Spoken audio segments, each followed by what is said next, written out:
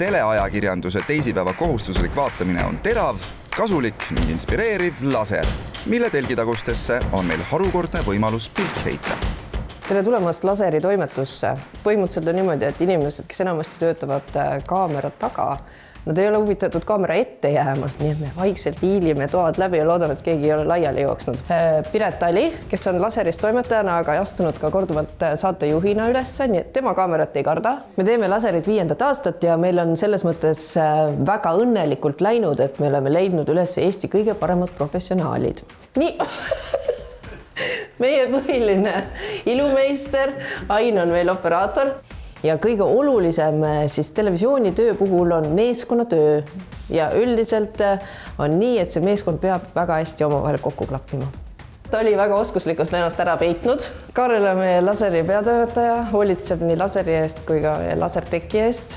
Siin me peame koosolekuid ja siis õdusel jõuluajal oleme ühe korra teinud kaminasse ka tule. EFTA tõesti on meil kamina silmsil uhkelt säramas ja alati, kui keegi tuleb meile külla, siis on hea seda esitleda. Viimati esitlesin seda Jürgen Ligile ja siis te olete sellise asja ka saanud. Siin istub meil tegelikult Margus Jõemägi, kes monteerib siin parasjagu poliitikute igapäevakulutusi kokku.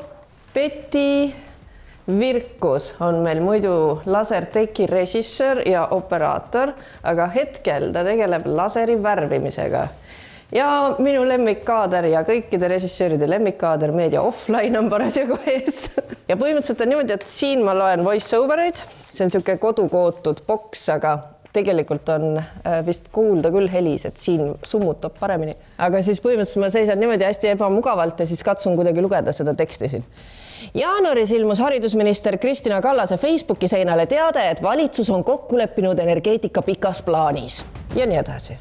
Sellel kevadel kindlasti räägime Eesti julgeolekust, Eesti energiajulgeolekust ja Eesti toidujulgeolekust. Et need on üks 3 põhilist vaala, mille najal siis laser sellel poolaastal purjetab, kuid meil on sinna meelelahutuslikke teemasid ka sekka, et Silvia Ilvese juures juba käisime, läheme Tõnis Sildaruga koos suusalaagrisse ja Meelis Lauga tänavale ei lähe, aga muidu käime küll ringi.